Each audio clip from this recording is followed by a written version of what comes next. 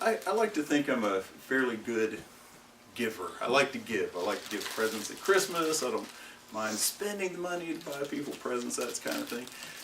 But I'm a terrible receiver. I get gift receiving anxiety. Anyone else have this kind where you always feel like, oh gee, you have to remember what someone got you and give someone back something equal. And so a few weeks ago, Vladimir and Jane, who are members of this congregation, were having their anniversary, and they were inviting people to come after church, join them for lunch. And so we said, hey, that'd be a great idea. You got to eat, right? So we went and celebrated their anniversary dinner with them at a restaurant. About 4 tables full of people were there. And what I didn't expect was Vladimir was going to pick up the check for the whole group. About 4 tables full of people. And I just couldn't accept that. I kept telling her, no, let me pay for my table. And I took out the money. I tried to hide it under that little, that little tray they put the check in. So I tried to hide the money in there. And he took it out and shook his head, and he kept putting it back in my pocket. And finally I just had to accept this gift that he was offering. To him, it was never about the money. It was about celebrating their anniversary, about the friendship, about building relationships there at that time. But I had trouble. I was reluctant to receive his generosity, his friendship-building generosity that he offered.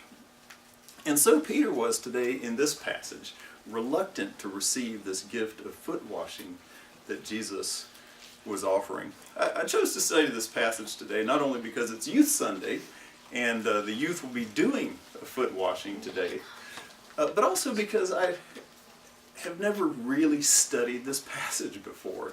You read it, you see the surface meaning. Jesus washes the disciples' feet. He says, go and do likewise.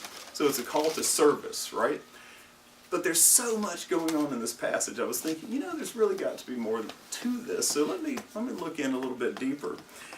And sure enough, the first thing you notice when you really pay attention to what's going on in this passage is that 2 conflicts really dominate. And the first one is that Jesus knows Judas is going to betray him.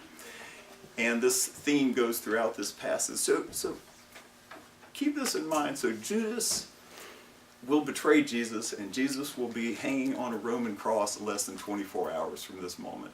So here at this Passover meal, the Last Supper, Jesus serves Judas, his murderer, the bread and the cup that represent his body and his blood. And he washes his feet as an example that we should all follow.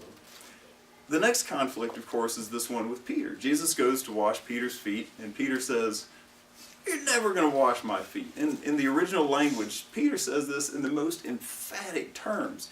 You will never wash my feet. And Jesus, of course, turns that around. But Peter goes on to say, well, if you're going to wash my feet, then go ahead and give me a shampoo and a manicure while you're at it. See, Peter had this habit of not really grasping what was going on in the situation from time to time. He always put his foot in his mouth. In this particular setting, as I was thinking through this passage, I was thinking, well, if Peter had at least kept quiet until after the foot washing, then his foot would have been clean when he stuck it in his mouth. Okay, that's the best I got. I see what you did there. Thank you. But in Peter's defense, it was a little bit confusing what Jesus said to him, this back and forth in response. He says, those who have had a bath only need to wash their feet. Their whole body is clean. And oh, how I would love right now to launch into a half-hour discussion of the word study on those 3 key words in that short sentence, clean and bathe and wash, and how important they are to understanding what Jesus is talking about. But alas, I only have 7 minutes. So let me cut to the chase. So foot washing in this case is not a ritual washing like baptism. It's also, this passage is not just a call to service, not just use that as a metaphor or go serve people. This is Jesus demonstrating how low God is willing to go to put us into relationship with Him. The disciples who should have been bowing at Jesus' feet, Jesus goes and bows at their feet to build the relationship, to break down all those possible barriers between us and God. And not only that, but Jesus is looking ahead to the cross, and this is an understatement of the cross.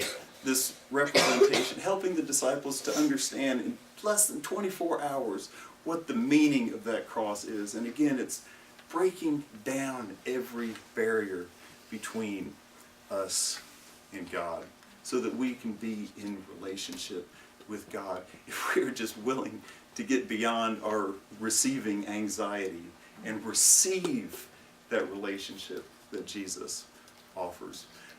So when that young person is washing your feet today, or when you get a chance to wash each other's feet, picture that as Jesus kneeling at your feet, holding your foot in his hands. And you bring all your hurts and angers and fears and bunions and calluses and crooked toes with that foot washing today, and Jesus doesn't care. He wants to be in relationship with you and to break down those walls. And if you're willing to receive that relationship and be in relationship with God through Jesus, then yes, go and do what Jesus has done. In the name of the Father, and Son, and the Holy Spirit. Amen. Amen.